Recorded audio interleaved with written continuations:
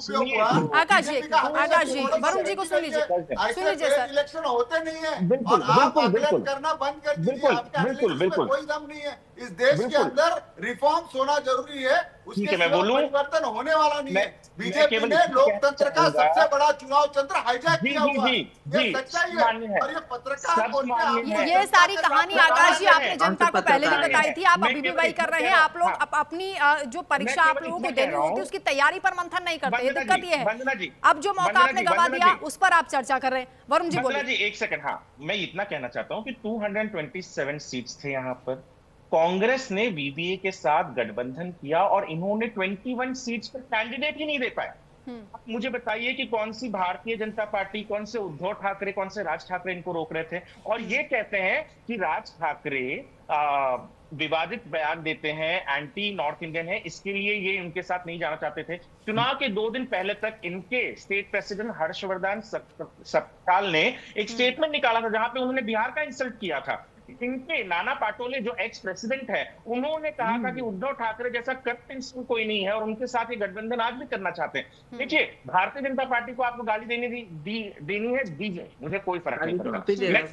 मैं आपको factually correct करना चाहता हूं। आपके पास कैंडिडेट नहीं थे 21 सीट्स में। आपने सबसे पहले वर्षा गायकवाड़ ने सबसे पहले कहा कि भैया हमको उद्धव ठाकरे के साथ अलायंस में नहीं जाना है, और आज चिल्ला रहे कैंडिडेट नहीं थे। आप नहीं दिया गलत वंचित आघाड़ी को कीजिए। चुनाव हो गया है, सबने देखा है। किसने दिया वंचित आघाड़ी को सीट? आघाड़ी के हमारे अलायंस पार्टनर के पास कैंडिडेट नहीं थे। वहां पे हमने देने का प्रयत्न किया। आप सोचिए, ठीक है अच्छा, रुकिए।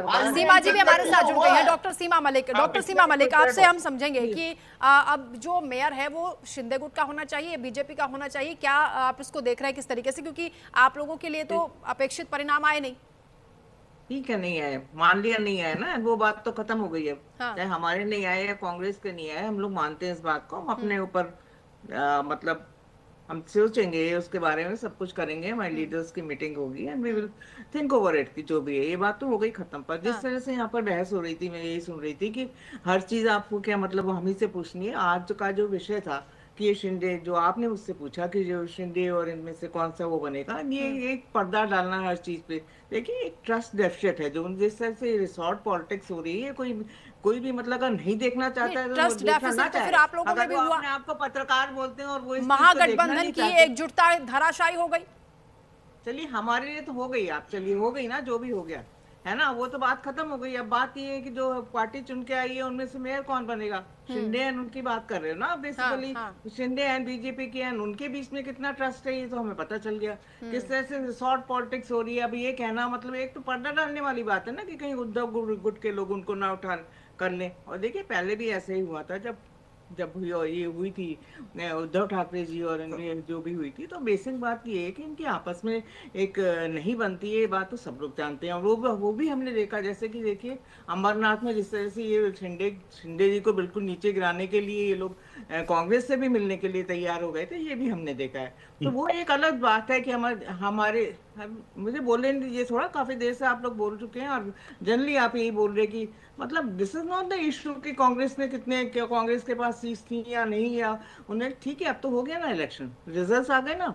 अब आज की बात ये है कि ये लोग क्या बिल्कुल उस पर पर्दा डालना चाह रहे हैं कि नहीं, हमारे बीच में कोई रिफ्ट नहीं है और हम तो कोई 2.5 साल की बात नहीं कर रहे हैं। एंड एक रिसोर्ट पॉलिटिक्स में तो आप लोग एक्सपर्ट नहीं है। पहले भी हमने देखा कि कैसे गुवाहाटी गए थे लोग और किस तरह से फिर उसके बाद वहां पर गए तो एड्रेसन ब्लू में रुके हुए थे। तो अब आज भी अगर आपको अपने लोगों को बचाने की जरूरत पड़ रही है, मुंबई में आपने उनको बंद कर रखा है और फिर आप कहते हैं नहीं कोई बात नहीं है, तो ये कौन बिलीव करेगा इस बात पे? तो ये तो देखना ही पड़ेगा ना। आप जितने भी दावे कर लीजिए, वहां पर आपने अंबरनाथ में क्या आपने पूरी कोशिश करी कि वहां का मतलब पूरा परपंच मचाया। मतलब 11 वहां से ले लो, 4 यहाँ से ले लो, एंड शिंदे जी को हराने के लिए ना। उनके तो अच्छी खासी 28 सीट थी। तो देखिए, मतलब इन चीजों को आज जनता भी समझती है और हम भी समझते हैं। अगर केवल अपोजिशन से सवाल करने से नहीं होगा, ठीक है, हम लोग मानते हैं कि चलिए हमारे जो हम रिजल्ट एक्सपेक्ट नहीं कर रहे थे वो चीजें हुई, और वो क्यों हुई वो उसके भी काफी ठीक है, आप अपनी हार स्वीकार कर रही है। रत्नाकर जी, अमित साटम जब कहते हैं कि पूरे 5 साल महायुति का मेयर होगा, फर्क नहीं पड़ता कि चाहे 2.5 साल किसी और का हो, 2.5 साल किसी और का हो, लेकिन महायुति का होगा, यानी कहीं ना कहीं तो चिंगारी भड़क रही है और इसीलिए अमित साटम को ये कहना पड़ रहा है। वंदना जी, मुझे थोड़ा सा समय दीजिएगा मैं अपनी बातों को रखने के लिए। काफी जी। देर से मैं लोगों को सुन रहा था और मुझे पहली बार भी मौका पूरी तरह से नहीं मिला। और अगर कोई और क्वेश्चन है तो पूछ लीजिए, क्योंकि मैं एक्सप्लेन करने जा रहा हूं ताकि जनता को पता चले कि हकीकत क्या है। अभी हमारे भाई साहब जो है कांग्रेस के प्रवक्ता यहाँ पे बैठे हैं, वो कह रहे थे कि भारतीय जनता पार्टी के ऊपर बार बार आरोप लगाने का काम कर रहे थे कि धनबल से जीतता है। अरे आप जब भी हारते हैं तो जनता के जनादेश का हमेशा से आप अपमान करते हैं। राहुल गांधी जब भी हारते हैं कहते हैं कि ईवीएम के माध्यम से हार कर रहे हैं और चुनाव आयोग पे आरोप लगाने का काम रत्नाकर जी सुनिए ना सर, ईवीएम हटाइए ना, रिजॉल्ट पॉलिटिक्स पर जवाब दीजिए। आप लोग मुझे बोलने नहीं देंगे। आप लोग मैं पिछले 20-25 मिनट में मैं बोल नहीं पा रहा हूँ, एक सेंटेंस बोला। रत्नाकर जी बोलिए। तो आपके पत्रकार बोल रहे हैं ना, वो पूरे टाइम से बोले जा रहे हैं। बताइए, मैं फिर जो पत्रकार हैं वो केवल रत्नाकर जी बोलेंगे मेरे सवाल का जवाब। सर, रिजॉर्ट पॉलिटिक्स को लेकर जो अमित साटम कह रहे हैं कि महायुति 5 साल रहेगी, इससे कोई मुद्दा नहीं होना चाहिए कि 2.5 साल कौन होगा, 2.5 साल कौन होगा, लेकिन क्या वो इस बात को एक्सेप्ट कर रहे हैं कि इस तरह के फॉर्मूले की चर्चा हो रही है और एकनाथ शिंदे दबाव बना रहे हैं आप लोगों पर? रत्नाकर जी, मैं अभी उसी बात पे आने वाला था। चूंकि इन्होंने आरोप लगाया तो उसका स्पष्टीकरण देना जरूरी है। दूसरी बात, रिजॉर्ट पॉलिटिक्स की जो बात आ रही है और मेयर की बात आ रही है, उस पे ही मैं आ रहा था। देखिए, रिजॉर्ट पॉलिटिक्स की बात कर रही हैं ये लोग। मैं ये बताइए, अगर आज उनके जो नगर सेवक हैं वो होटल्स में रुके हुए हैं, ये किस आधार पे या क्या कारण है, उसके पीछे का मैं तथ्य बताना चाहता हूँ। यही संजय राउत जो है वो कह रहे हैं कि तख्ता पलट सकते हैं हम। अगर इस तरह के शिवसेना के नेता का बयान आएगा कि हम तख्ता पलट सकते हैं, अगर उद्धव ठाकरे इतने डर गए सर, इतने डर गए आ रहे हैं और नगर सेवक कहते हैं कि हमारे आकाश जी सर, बीच में नहीं बोलिए, ऐसे समझ में नहीं आएगा। रत्नाकर जी बोल रहे हैं, एक एक करके बोलिए सर, अपनी बात रखिए। आकाश जी बाद में बोलिए। नहीं करता, रत्नाकर जी किसी के बीच में नहीं बोला है। ठीक बात है, बोलिए रत्नाकर जी। डिस्टर्ब करने का काम ये लोग कर रहे हैं, ये हार की बौखलाहट है इनकी। अच्छा, आप तो ज्यादा बौखला आप ही लग रहे हैं। चलिए रत्नाकर जी बोलिए। तरीका है क्या मैडम? आप किसी पार्टी के अधिकृत प्रवक्ता हैं, तरीका है ये क्या? आप अपनी बातों को रखिए, इस तरह से डिस्टर्ब करने का क्या मतलब है? बोलिए रत्नाकर जी, बोलिए। दूसरी चीज वंदना जी मैं कहना चाहूंगा, देखिए अभी मैंने कहा कि संजय राउत ने कहा कि हम तख्ता पलट सकते हैं। उद्धव ठाकरे जी से जब उनके नगर सेवक मिलने गए तो उन्होंने ऑन एयर कहा कि हमारा सपना अभी मेयर बनने का टूटा नहीं है।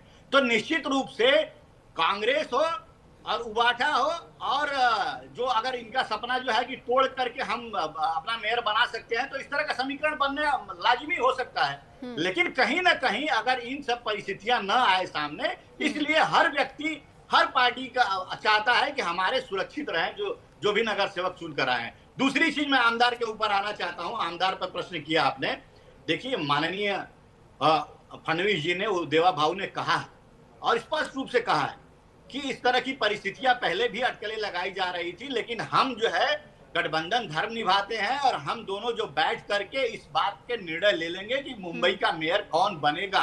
और मैं आपको बता दूं, मुंबई का मेयर भारतीय जनता पार्टी का बनेगा, चाहे शिंदे गुट का बनेगा, कोई भी बनेगा, लेकिन हमारा जो जनता से वादा है वो वादा जरूर हम पूरा करेंगे। रत्नाकर जी देखिए, यहाँ भी विरोधाभास दिखाई देता है। देखिए सर, सुनिए, आप कह रहे हैं कि देवेंद्र फडणवीस इस बात को कह रहे हैं कि एकनाथ शिंदे के साथ बैठकर वो चर्चा करेंगे, मेयर कौन होगा तय कर लेंगे, लेकिन शाइना एनसी कह रही हैं कि मराठी महिला होगी महापौर। इसका क्या मतलब है? देखिए वंदना जी,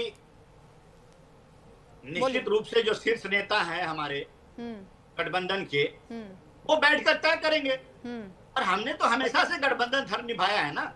हम तो अपने से कम संख्या वाले शिवसेना शिंदे गुट को भी हमने मुख्यमंत्री बनाया है, शिंदे जी को। तो हम हमेशा से गठबंधन धर्म को निभाते आ रहे हैं और हम इसके लिए तैयार रहते हैं कि जनता की सेवा कैसे हो, जनता का विकास कैसे हो, राज्य का विकास कैसे हो, मुंबई को अंतर्राष्ट्रीय स्तर का शहर कैसे बनाया जाए, इस शहर में जो झुग्गी झोपड़ी में रहने वाले लोगों को फ्लैट कैसे दिया जाए, इसके लिए हम काम करते हैं। और निश्चित रूप से हमारे यहाँ, मैंने पहले भी कहा कि हमारे यहाँ कोई विवाद नहीं है, हमारे यहाँ। तो फिर 2024 में क्या हो गया था सर? शिंदे के नेतृत्व में चुनाव लड़ा था, मुख्यमंत्री देवेंद्र फडणवीस बन गए थे। क्या इसी बात का एकनाथ शिंदे अब बदला लेना चाह रहे हैं, इसलिए प्रेशर बना रहे हैं? कोई बदलाव की बात नहीं है। ये वो शिवसेना नहीं है, ये वो शिवसेना नहीं है जो चुनाव तो साथ में लड़ती है, लेकिन चुनाव लड़ने के बाद जब परिणाम आते हैं तो कांग्रेस की सीएम बनने के लिए कांग्रेस की गोद में बैठ जाती है। ये वो शिवसेना नहीं है, ये गद्दार शिवसेना नहीं है जो सत्ता के लालच में हमको मुख्यमंत्री बनाओ, नहीं तो हम कांग्रेस के साथ चले जाएंगे और अपनी विचारधारा से समझौता कर लेंगे। वो हिंदू हृदय सम्राट बाला साहब ठाकरे की शिवसेना के विचारधारा से समझौता कर लेंगे और जनाब बाला साहब ठाकरे कहलाना शुरू कर देंगे। ये शिवसेना नहीं है, ये शिवसेना जो है वो सिद्धांतों वाली शिवसेना है, अच्छा। विचारधारा वाली शिवसेना है। हाँ। और निश्चित रूप से हम जो मिल बैठ करके इस पर निर्णय ले लेंगे कि अगला मेयर कौन बनेगा। ठीक है ठीक है ठीक है। अब यहाँ पर मैं वरुण जी से सवाल लेना चाह रही थी, लेकिन उससे पहले आकाश जी और सीमा जी कुछ बोलना चाह रहे हैं। पहले आकाश जी आप बोलिए, उसके बाद सीमा जी आप। अगर हम चाइना एलसी जी के बयान को सही मानते हैं तो मैं मेरे मित्र रत्नाकर सिंह साहब से पूछना चाहूंगा कि जो कृपा शंकर सिंह भाजपा के वरिष्ठ नेता है, उनका जो बयान था कि हम उत्तर भारतीय मेयर बनाएंगे, तो ये सपना तो कहीं ना कहीं टूट गया उनका। दूसरी बात, जो रत्नाकर सिंह जी की बौखलाहट दिख रही है, आज होम मिनिस्टर कौन है देश का? तो देवा बाबू है, देवेंद्र फडणवीस है महाराष्ट्र का। तो आज इनके एमएलए, इनके पार्षदों को अगर रिसोर्ट में छुपाया जा रहा है और संजय राउत और उद्धव ठाकरे जी के बयान के ऊपर ये इतना ये ले रहे हैं, तो कहीं ना कहीं इनके होम डिपार्टमेंट की होम मिनिस्टर पे प्रश्न चिन्ह खड़े होते हैं कि इनके पार्षदों का ही प्रोटेक्शन नहीं कर सकते। तो ये एक अपने आप में रत्नाकर सिंह जी जो जिस तरीके, देखिए केडीएमसी में भी एकनाथ शिंदे जी बार्गेन करेंगे, मुंबई में भी करेंगे, कि उनकी बिल्कुल आंकड़े जो है बीएमसी के वो उस तरीके से है कि उसका फायदा Eknath Shinde as a politician, उन्होंने विधानसभा में सीएम बनते वक्त भी उठाया था और अभी भी उठाएंगे। He is a politician ultimately, जो अपने विचारधारा को तोड़ के उद्धव ठाकरे को सीएम पद से हटा के जो सीएम बनाया, वो मामूली इंसान नहीं है। एकनाथ शिंदे से बड़ी हमदर्दी हो रही है आपको। अच्छा सीमा जी आप बोलिए। देखिए मैं तो ये कह रही हूँ कि जिस तरह के बातें हो रही हैं, फिर ये कहना कि वो उनको हमने संजय राउत जी के स्टेटमेंट की वजह से उनको बंद करके रखा हुआ है, शॉर्ट पॉलिटिक्स जो ये हो रही है, या हमने पहले भी देखी थी कि किस तरह से वो लोग बने थे उस समय, जिस मतलब पहले के आप सब लोग जानते हैं, उस बात को मैं रिपीट नहीं करना चाहती। पर देखिए जिस तरह से आप ये आज ये कैसे कह सकते हैं कि मतलब ये बिकॉज ऑफ एक स्टेटमेंट देते हैं संजय राउत जी, जिनके बारे में आप लोग हमेशा ही बोलते हैं कि ये तो सुबह सुबह शुरू हो जाते हैं, इनका सुबह सुबह का कुछ ना कुछ ऐसे ही अनर्गल कोई स्टेटमेंट होता है, इनके स्टेटमेंट क्या क्या वैल्यू होती है, उसके लिए आपने सारे सांसद अपने मतलब वहाँ पर बंद कर दिए हैं। उनका टेलीफोन भी खुद ही बोल रहे हैं, उनका टेलीफोन पे भी अवेलेबल नहीं है। तो मतलब ये बात कौन मानेगा? देखिए है ना, जो भी दीजिए। और अगर आपके बीच में अभी तो कल तक तो आप बोल रहे थे कि मतलब हमारा ही बनेगा पूरे, उसमें पहले ही आपने जब तक डिक्लेयर नहीं हुए थे इलेक्शंस के रिजल्ट्स, आपने हल्ला मचा दिया कि भाई हम जीत गए हैं और हमारे तो मतलब पूरे हमने पता नहीं कितने हमारे कैंडिडेट्स आ गए हैं, 116 118 पता नहीं क्या क्या जो भी है, हमारा ही बनेगा। अब आज आपके सोच नीचे हो गए, आप बोल रहे थे बीजेपी का बनेगा या शिंदे के बनेंगे। तो देखिए ये सब चीजें हर के समझ में आती हैं। ये कहना कि अगर आप इस बात से आप उसको डाइवर्ट करना चाहेंगे कि भी कांग्रेस में इतनी लड़ाई हो रही है और आपकी सीट नहीं है, ठीक है हमारी सीट नहीं है, हम आकलन करेंगे अपना, है ना, हमने तो मान लिया हमारी नहीं आई। और देखिए जो भी संजय राउत के बयान को इतना सीरियसली बीजेपी कब से लेना शुरू कर गई, इस पर हम उनसे बातचीत करेंगे। लेकिन वरुण सिंह जी, जो प्रदर्शन बीजेपी का इस बार रहा है वाकई अब वो काबिले तारीफ है, लेकिन अजीत पवार और शिंदे गुट क्या इससे असहज हो गए हैं एनडीए के भीतर? क्या उनको अब ऐसा लग रहा है कि उनका अस्तित्व खत्म हो जाएगा आने वाले वक्त में? रजना जी, एक चीज मैं आपको पहले क्लियर कर दूं कि चाइना एनसी या कोई भी व्यक्ति डिसाइड नहीं कर सकता कि मुंबई का मेयर कौन बनेगा। There is a process for it. State government lottery के जरिए सारे म्युनिसिपल कॉर्पोरेशंस के अपॉइंटमेंट होते हैं कि यहाँ पर ओबीसी महिला होगी या महिला होगी या ओबीसी मैन होगा या जनरल होगा। कोई भी पॉलिटिशियन नहीं तय कर सकता कि who will become the mayor of any municipal corporation in Maharashtra. It is the prerogative of the state government and the state election commission who decide it via lottery. आपका जो सवाल है उसका मैं जवाब दे देता हूँ कि देखिए पहला चीज तो ये है कि आज इस इलेक्शन के बाद सबसे पहली चीज जो समझ में आती है वो ये है कि हमारे साथ बहुत से ऐसे लोग बैठते हैं जिन्हें पॉलिटिकल समझ के नाम पर, पॉलिटिकल साइंस के नाम पर ज्यादा जानकारी नहीं है।